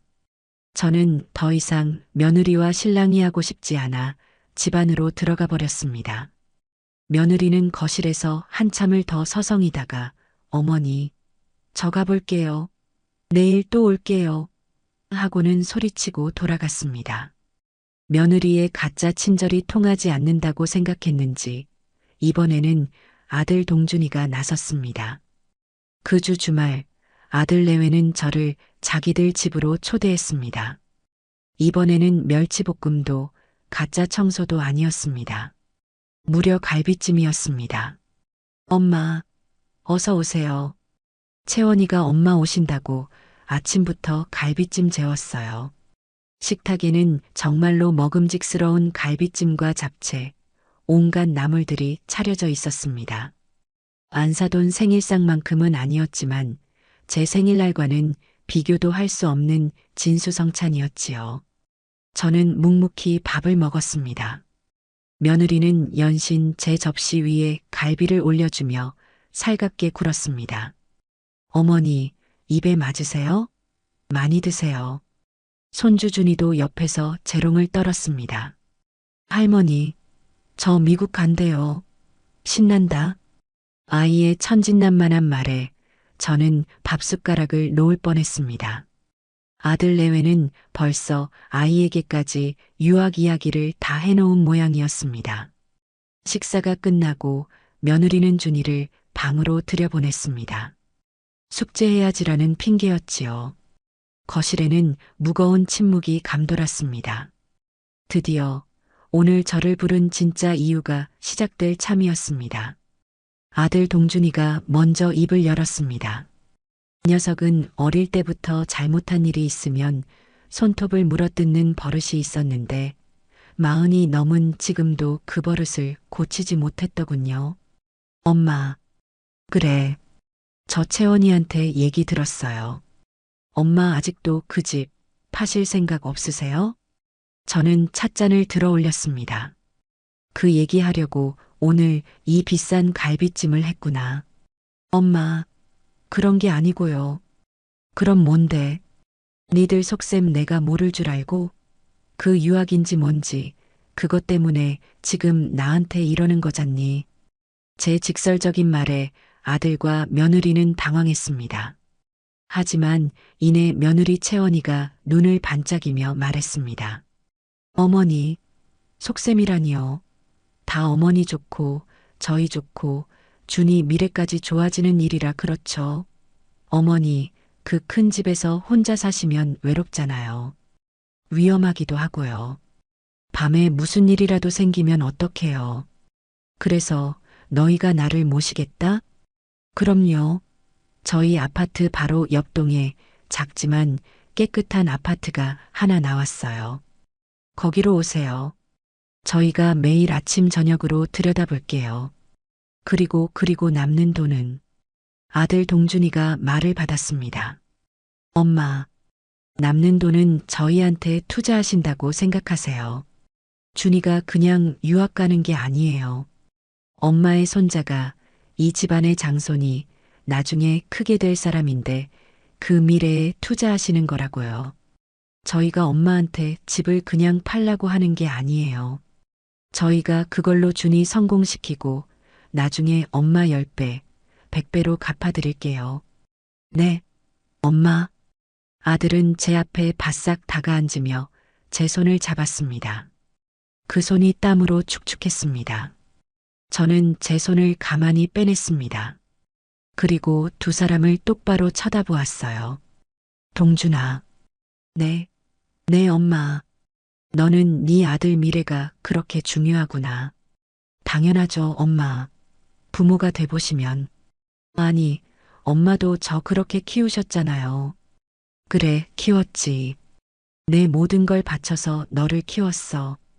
그랬더니 너는 이제 네 자식 미래를 위해서 이 늙은 어미의 마지막 남은 집을 팔라고 하는구나. 엄마, 그건 투자가 아니지. 저는 아들의 말을 잘랐습니다. 그건 희생 강요다.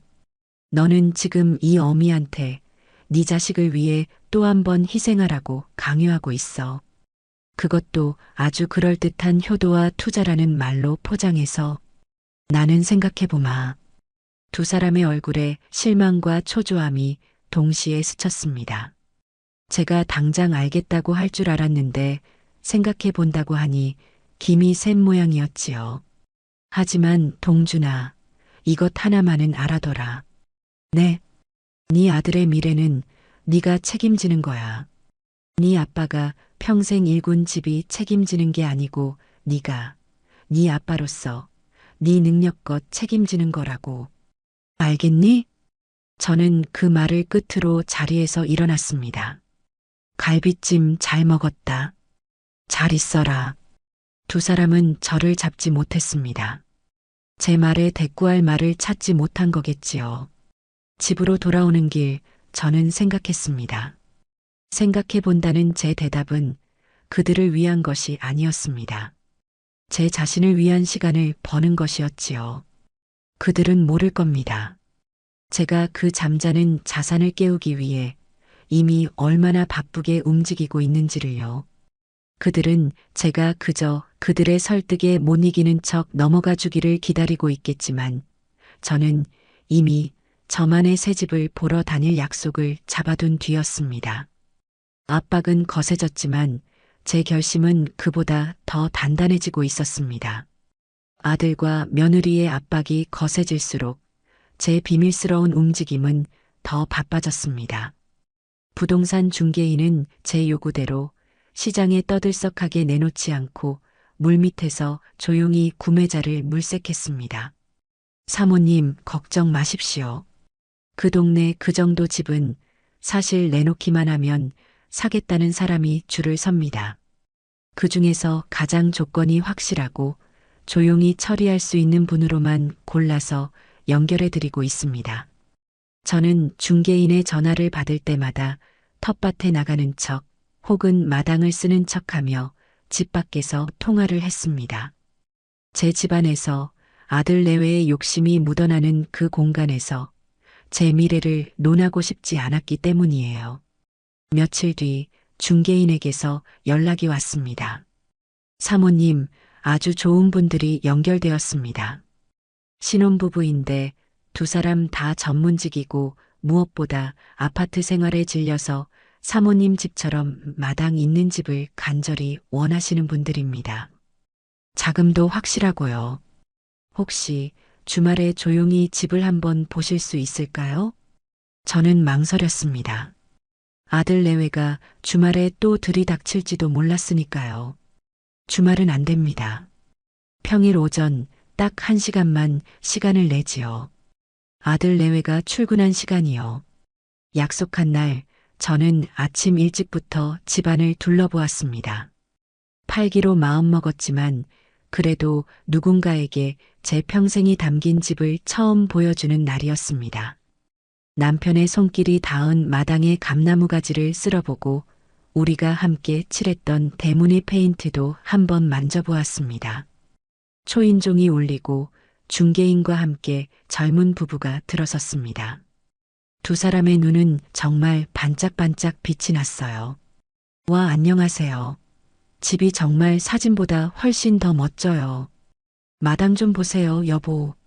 우리가 찾던 바로 그런 집이에요.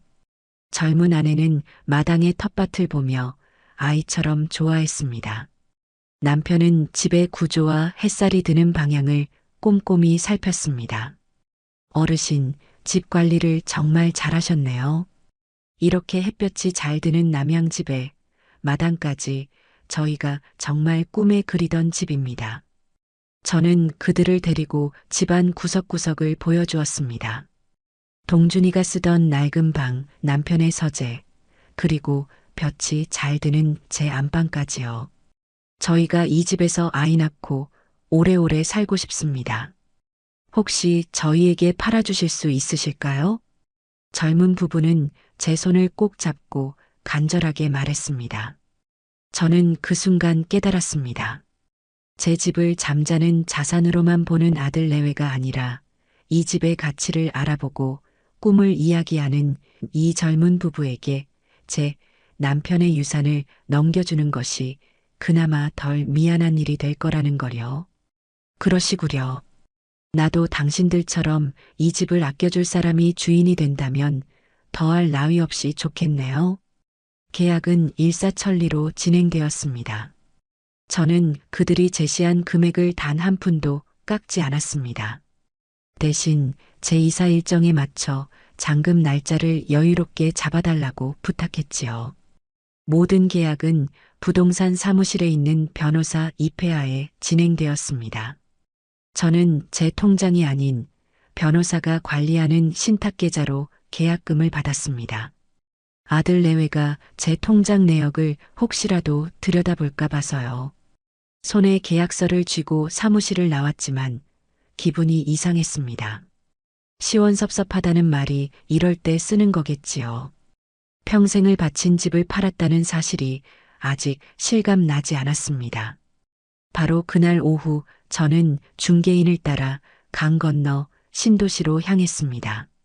사모님, 약속드린 대로 이 신도시에서 가장 전망이 좋고 가장 보안이 철저한 최고급 주상복합 아파트입니다. 이제 막 입주를 시작해서 사모님이 첫 주인이 되시는 겁니다. 차가 지하 주차장의 차단기를 통과하는 순간부터 제가 살던 낡은 주택과는 모든 것이 달랐습니다. 조용하고 깨끗하고 모든 것이 자동이었습니다. 전용 엘리베이터를 타고 40층이 넘는 고층으로 올라갔습니다. 문이 열리고 중개인이 디지털 도어록을 열자 눈앞에 믿을 수 없는 풍경이 펼쳐졌습니다. 사모님, 이쪽입니다. 집은 제 집의 절반도 채 되지 않는 크기였습니다. 하지만 거실 한쪽 벽면이 전부 유리창이었습니다. 그 통유리 너머로 도시를 가로지르는 거대한 강과 빼곡한 빌딩 숲, 그리고 저 멀리 산 능선까지 이 도시의 모든 것이 한눈에 들어왔습니다. 와, 저도 모르게 탄성이 나왔습니다. 전망이 정말 좋군요. 그렇지요? 이 집은 이 아파트에서도 가장 좋은 로열층, 파노라마 리버뷰입니다. 밤의 야경은 이보다 100배는 더 멋집니다. 중개인은 새로 설치된 주방이며 붙박이장이며 욕실을 자랑했습니다. 모든 것이 반짝였고 손댈 것 하나 없이 완벽했습니다. 그리고 가장 중요한 것입니다. 중개인은 현관으로 저를 이끌었습니다. 이곳은 3중 보안 시스템입니다. 외부인은 이 로비 자체를 통과할 수 없고 엘리베이터도 사모님의 카드키가 없으면 눌러지지 않습니다. 그리고 현관문은 지문 인식입니다. 이 세상에서 사모님 그리고 사모님이 허락한 사람 외에는 그 누구도 이 집에 들어올 수 없습니다. 그 누구도 들어올 수 없다. 그 말이 제 가슴에 깊이 박혔습니다.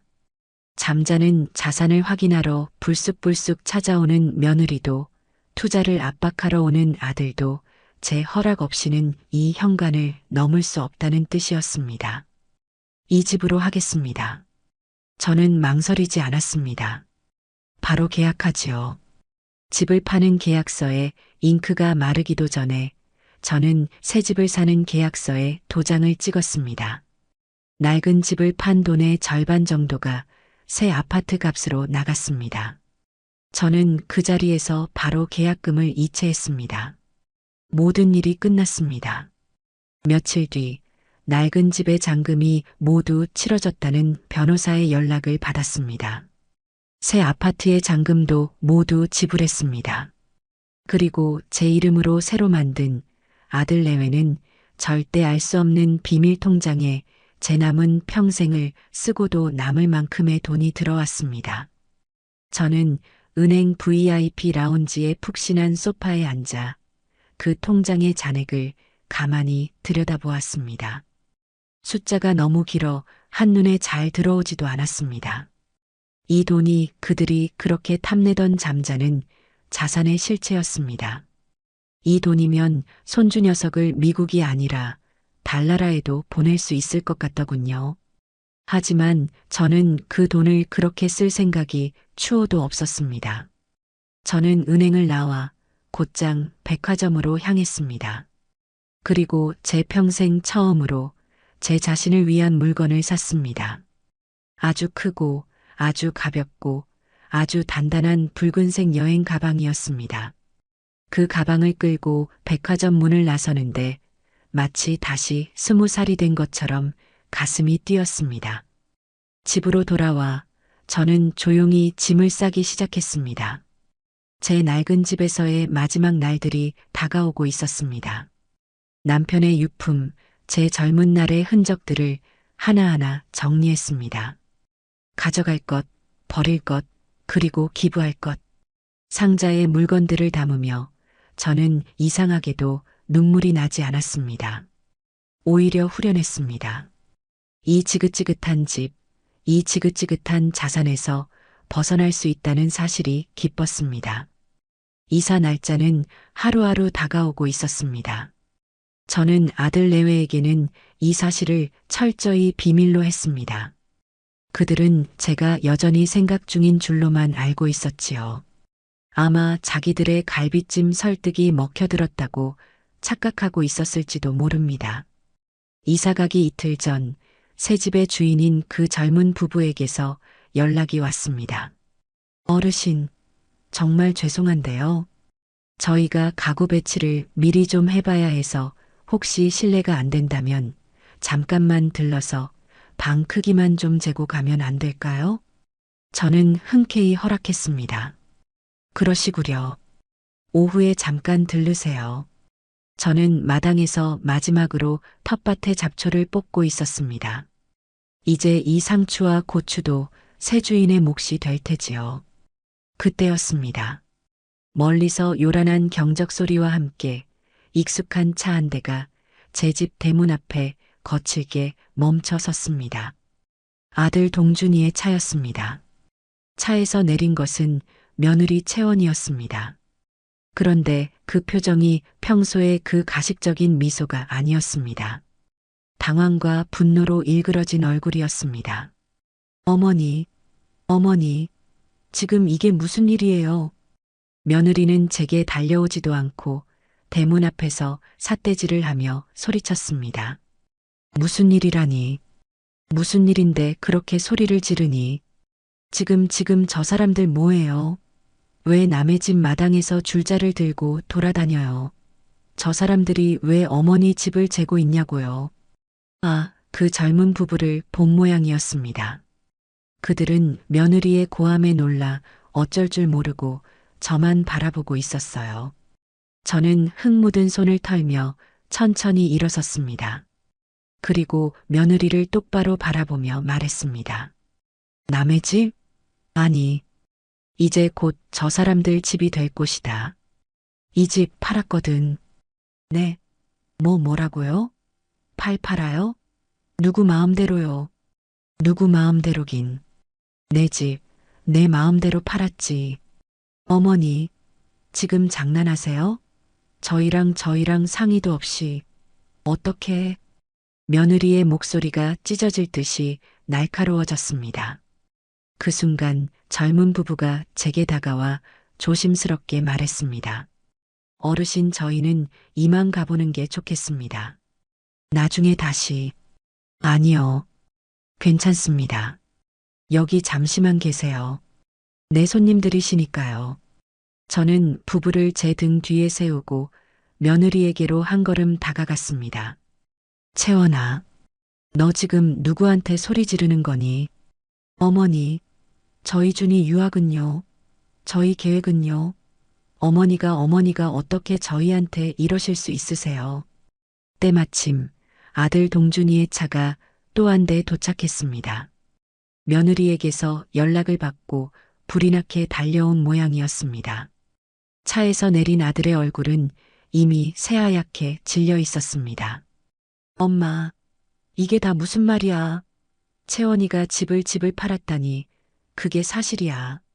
저는 제 집 대문 앞에 서서 저를 비난하듯 몰아세우는 아들과 며느리를 가만히 바라보았습니다. 제 뒤에는 이 집의 새 주인이 될 젊은 부부가 불안한 듯 서 있었지요. 참으로 기가 막힌 그림이었습니다. 사실이다. 이 집 팔았어. 엄마, 왜 우리랑 한마디 상의도 없이 우리가 그 집으로 얼마나? 아들은 분노에 차서 말도 제대로 잇지 못했습니다. 너희가 그 집으로 뭘 어쨌는데? 너희가 그 집으로 무슨 계획을 세웠는데?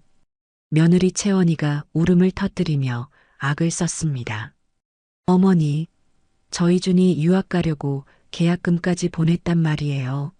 어머니가 도와주실 줄 알고 저희가 계약금까지 보냈다. 그 말에 저는 실소를 금할 수 없었습니다. 저를 압박하기 위해 혹은 제 돈을 이미 자기들 돈인 양 생각하고 저지른 일이겠지요. 그래서요? 어머니, 저희 이제 어떡해요? 그 계약금 다 날리게 생겼어요. 어머니가 책임지세요. 아들 동준이도 거들었습니다. 엄마, 어떻게 아들 앞길을 아니 손주 앞길을 이렇게 막으실 수가 있어.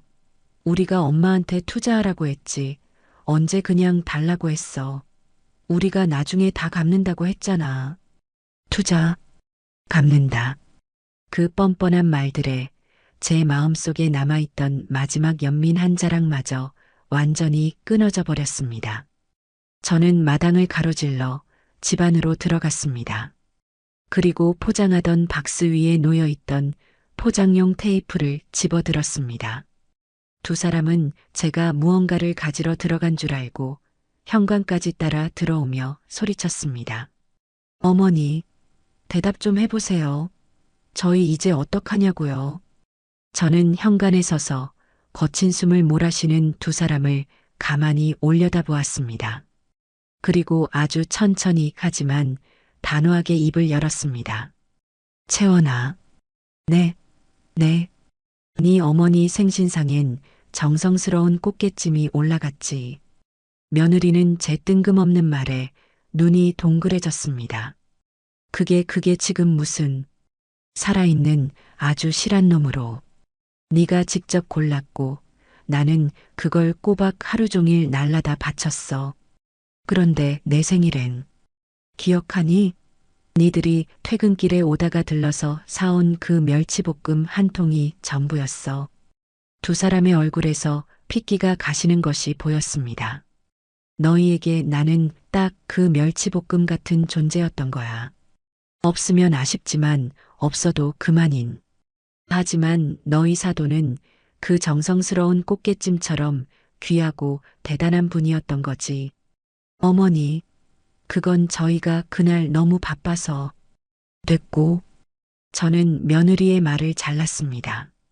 동준아, 네 엄마, 너는 이 집을 잠자는 자산이라고 불렀지. 네 아빠와 내가 평생을 바쳐 이룬 이 집을 썩히는 게 아깝다고 했어. 네 아들의 유학 자금을 위한 현금 인출기로만 봤던 거야. 엄마, 그건 비유가 아니지. 진심이었지. 그래서 나한테 투자하라고 그토록 압박했던 거잖니. 이 늙은 어미의 노후는 안중에도 없이 그저 너희 계획에 필요한 돈으로만 나를 봤던 거야. 저는 한 걸음 더 다가섰습니다. 채원아, 너는 나한테 구청 심화반이라고 아주 우스운 거짓말까지 했어. 내가 아무것도 모르고 너희가 하자는 대로 다 해줄 그런 바보 같은 늙은이인 줄 알았겠지. 너희는 둘 다 틀렸다. 저는 제 목소리에 힘을 주었습니다. 이 집은 내 거야. 내 남편이 평생을 바쳐 나에게 남겨준 내 유산이고 내 인생이야. 너희들의 자산이 아니란 말이다. 그래서 팔았어. 내가 내 뜻대로. 어머니 제발. 그 돈? 당연히 내 돈이지. 너희가 손주 유학을 보내든 세계 일주를 시키든 그건 너희 부모가 책임질 일이야. 왜 내 집이, 내 노후가 그걸 책임져야 하니? 저는 현관문을 활짝 열었습니다. 나는 떠난다. 내일 당장. 너희가 나를 긴급 호출이나 하는 보모로 취급하고 잠자는 자산으로만 여기는 이 지긋지긋한 곳에서 나는 떠날 거야. 너희가 모르는 아주 안전하고 좋은 곳으로. 저는 울부짖는 며느리와 망연자실한 아들을 향해 마지막 말을 덧붙였습니다. 그러니 이제 두 번 다시 나한테 돈 구할 생각하지 마라. 너희에게 줄 멸치볶음 한 톨도 이제 나한테는 없다. 저는 그들을 현관 밖으로 밀어내고 문을 닫았습니다. 그리고 잠가버렸습니다. 문 밖에서 며느리의 울음소리와 아들의 절규가 한동안 이어졌지만 저는 듣지 않았습니다. 저는 제 뒤에 서 있던 젊은 부부에게 돌아섰습니다. 미안합니다. 못 볼 꼴을 보였네요. 짐승들이 짖었다고 생각하고 마저 치수 제시지요. 제 단호한 말에 젊은 부부는 아무 말도 못하고 그저 고개만 끄덕였습니다. 그 순간 저는 제 인생에서 가장 통쾌하고 가장 슬픈 그런 해방감을 느꼈습니다. 그 끔찍한 소동이 벌어지고 난 다음 날 저는 새벽같이 일어났습니다. 짐은 이미 어젯밤에 모두 포장해둔 터였습니다. 제 낡은 집에서의 마지막 밤이었지만 저는 놀라울 정도로 잠을 잘 잤습니다. 문을 잠그고 제 뒤에서 울려 퍼지던 아들과 며느리의 절규를 뒤로한 순간 제 평생을 짓누르던 무거운 쇠사슬이 끊어져 나가는 기분이었으니까요.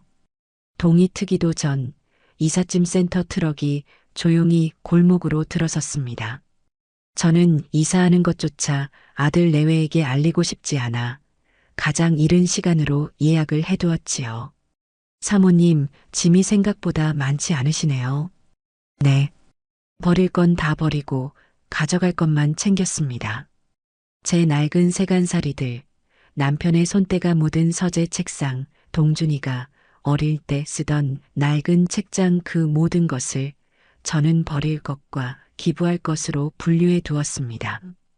제가 챙긴 것은 오직 제 옷가지 몇 벌, 남편의 사진이 담긴 앨범, 그리고 제가 아끼던 찻잔 세트가 전부였습니다. 텅 비어가는 집은 이가 빠진 것처럼 휑했습니다. 마루에는 가구들이 놓여있던 자국만 선명하게 남아 지난 세월을 증명하고 있었지요. 모든 짐을 싣고 마지막으로 집을 둘러보았습니다. 이 집에서 울고 웃고 아이를 키우고 남편을 떠나보냈습니다. 제 인생의 전부가 담긴 이 집을 떠난다는 것이 서운하지 않다면 거짓말이겠지요.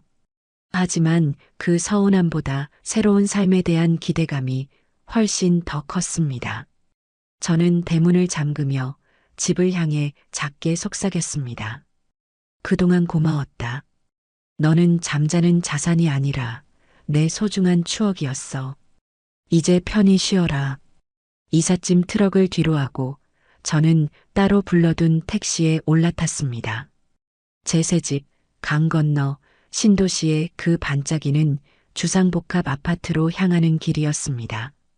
낡은 동네를 벗어나 거대한 다리를 건너고 하늘을 찌를 듯 솟아오른 새 빌딩들 사이로 들어섰습니다. 모든 것이 낯설었지만 그 낯설미 저를 설레게 했습니다. 제 새 집은 그야말로 천국이었습니다.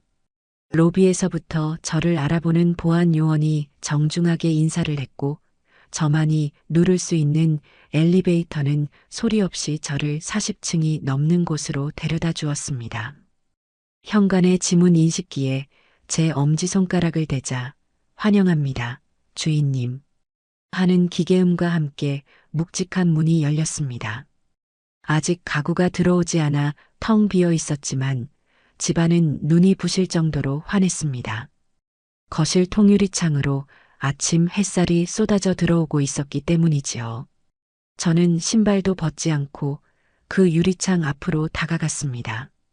도시를 가로지르는 강물이 은빛으로 반짝였고 그 위를 지나는 다리들과 강변의 공원, 그리고 저 멀리 제가 떠나온 낡은 동네까지 모든 것이 제 발 아래에 있었습니다. 와, 저는 이곳에서 제2의 인생을 시작할 참이었습니다. 짐이 도착하고 저는 천천히 짐을 풀기 시작했습니다. 넓은 집에서 쓰던 물건들은 이 아담한 집에 다 들어오지도 않았습니다. 저는 과감하게 낡은 것들을 버렸습니다. 언젠가 아들 내외가 자고 갈까봐 남겨두었던 낡은 손님 이불 세트, 쓰지도 않으면서 추억이라며 쌓아두었던 동준이의 낡은 교과서들, 그 모든 것을 미련 없이 버렸습니다. 대신 저는 제 마음에 꼭 드는 것들로만 집을 채웠습니다. 가장 푹신한 1인용 소파를 통유리창 앞에 놓았고 가장 좋은 원목 식탁을 주방에 들였습니다. 그리고 침실에는 제 평생 처음으로 제 돈 주고 산 구름처럼 폭신한 새 침대를 놓았지요. 짐 정리가 끝나고 저는 새로 산 찻잔에 향기로운 국화차를 우렸습니다. 소파에 앉아 발 아래로 펼쳐진 도시의 풍경을 바라보며 마시는 차 맛은 그 어떤 진수성찬보다 달콤했습니다. 저는 그 누구도 들어올 수 없는 이 완벽한 제 성에서 며칠을 아주 평화롭게 보냈습니다. 휴대전화는 꺼두었습니다. 아들 내외가 제 낡은 집으로 찾아갔다가 텅 빈 집과 새 주인이라는 팻말을 보고 어떤 표정을 지었을지 상상하고 싶지 않았습니다. 저는 대신 제 방 서재에 앉아 새로 산 노트북 컴퓨터를 켰습니다. 손주 녀석이 쓰던 것보다 훨씬 더 좋은 최신형이었지요. 저는 주민센터에서 배웠던 어설픈 타자 실력으로 인터넷 검색을 하기 시작했습니다. 70대 혼자 가기 좋은 여행지, 유럽 자유여행 코스, 안전한 해외여행 방법. 그렇습니다. 저는 떠날 참이었습니다. 이 안전하고 멋진 새 집에 안주할 생각이 없었어요. 이 집은 제 베이스 캠프일 뿐, 제 진짜 목적지는 이 창밖 너머의 더 넓은 세상이었습니다.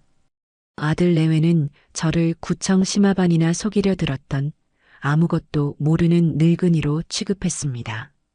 하지만 저는 그들 몰래 이미 모든 것을 계획하고 있었습니다. 저는 신용카드로 세계 일주 비행기 표를 예매했습니다.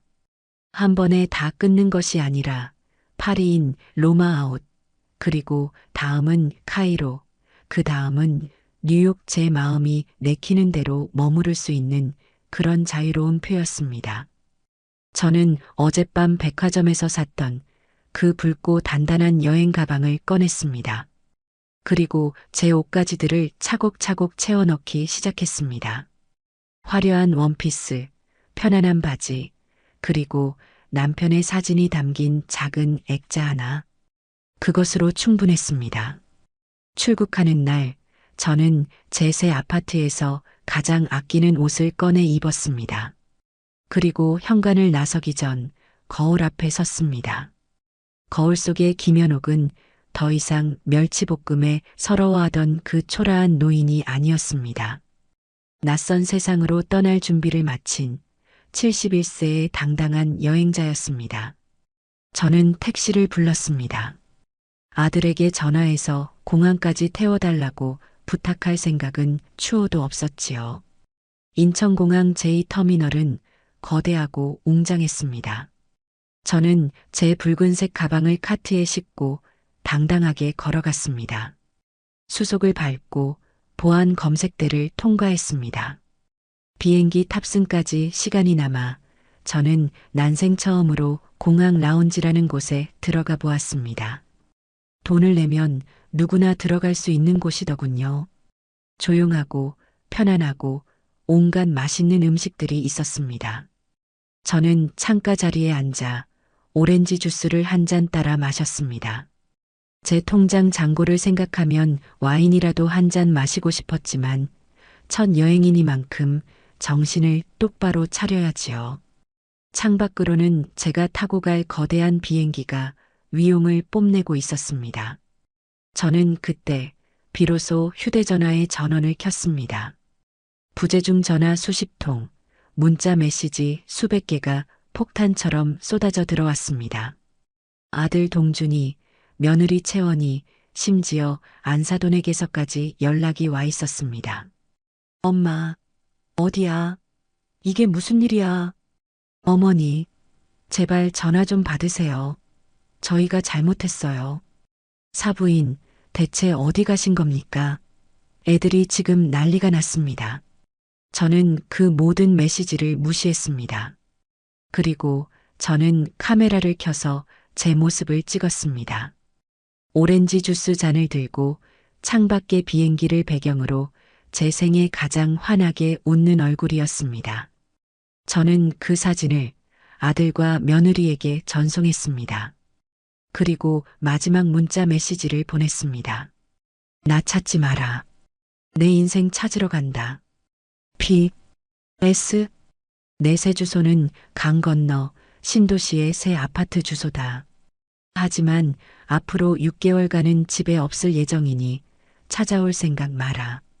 메시지를 보낸 뒤 저는 비행기 모드 버튼을 눌렀습니다. 세상과 저를 연결하던 모든 소음이 끊겼습니다. 잠시 후 비행기가 이륙한다는 안내 방송이 나왔습니다.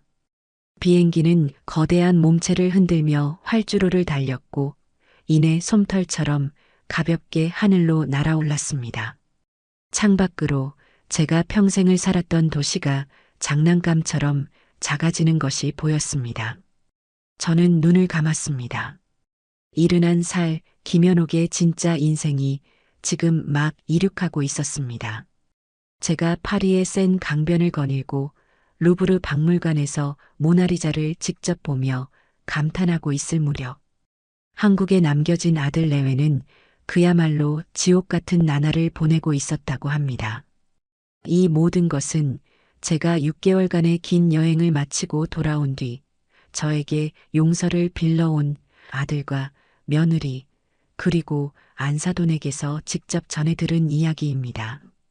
제가 떠난 다음 날 아들 동준이와 며느리 채원이는 텅 비어버린 제 집 앞에서 망연자실했다고 합니다.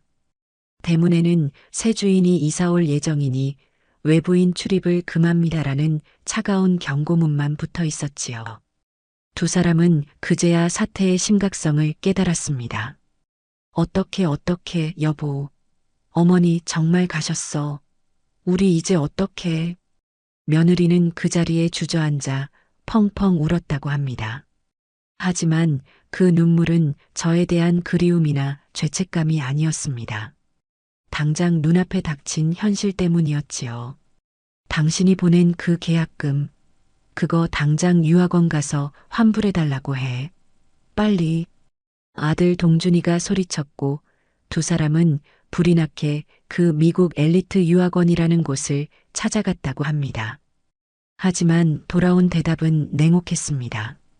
어머님, 계약서에 분명히 명시되어 있습니다. 개인적인 사유로 인한 취소 시 계약금은 일절 환불되지 않습니다. 저희도 이미 미국 쪽 학교에 송금한 돈이라서요.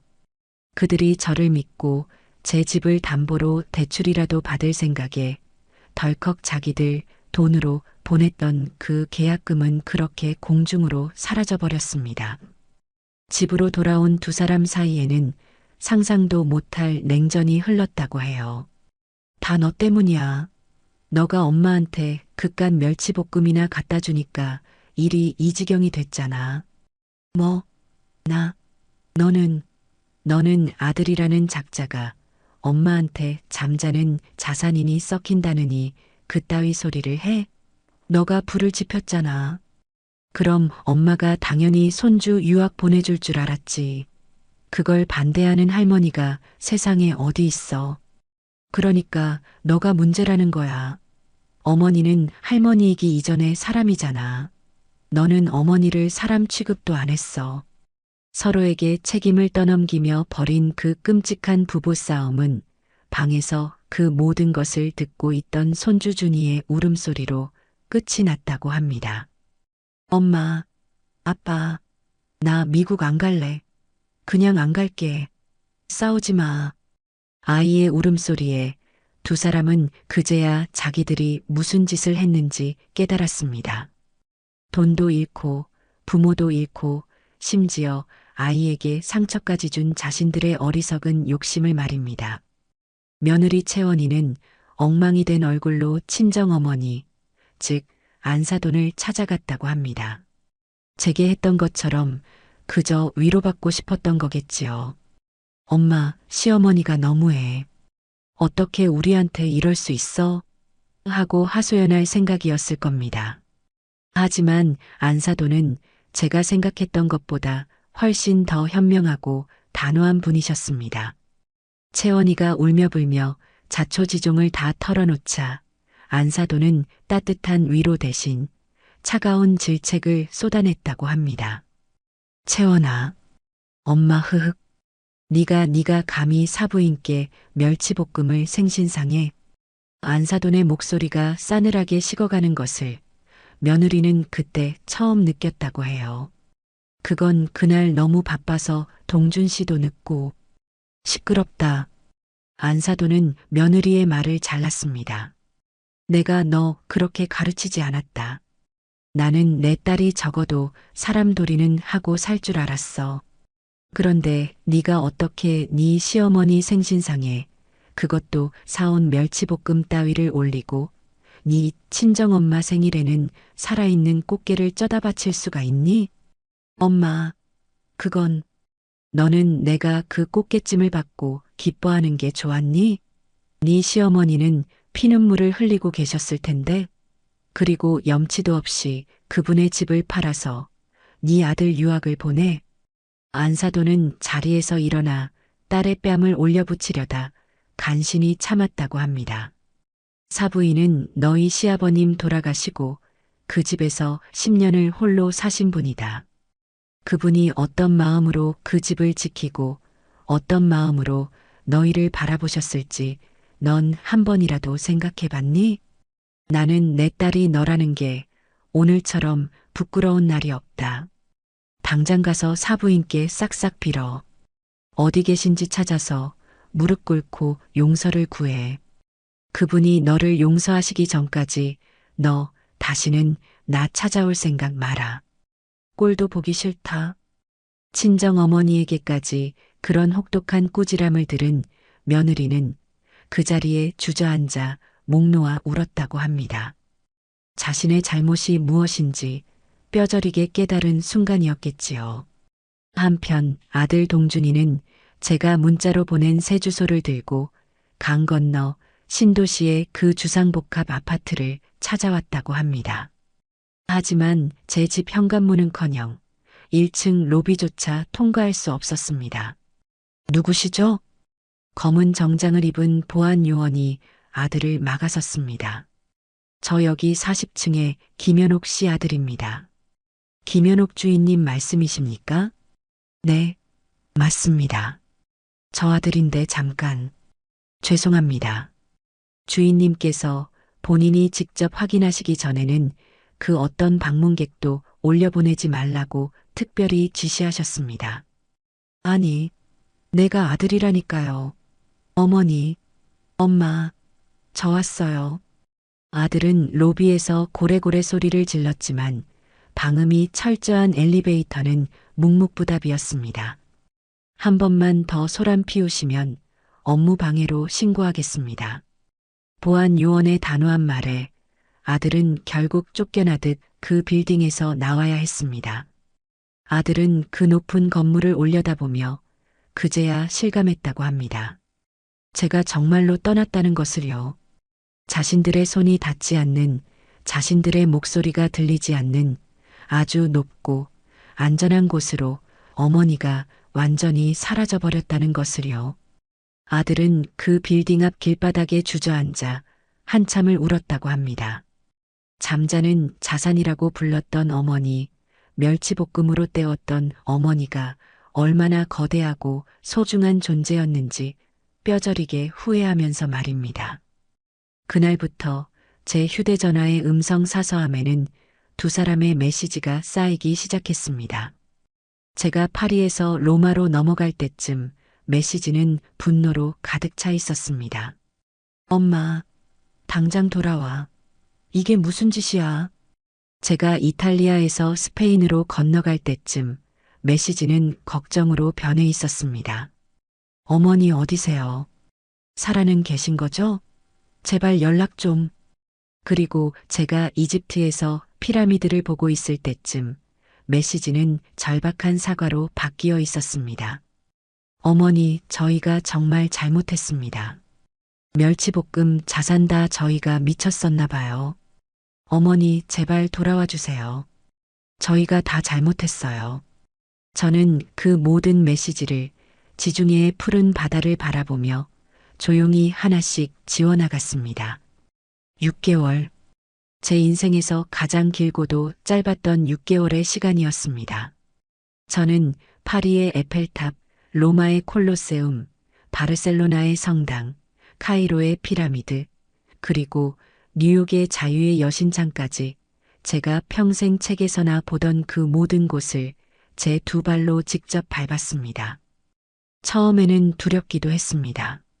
이른한 살에 늘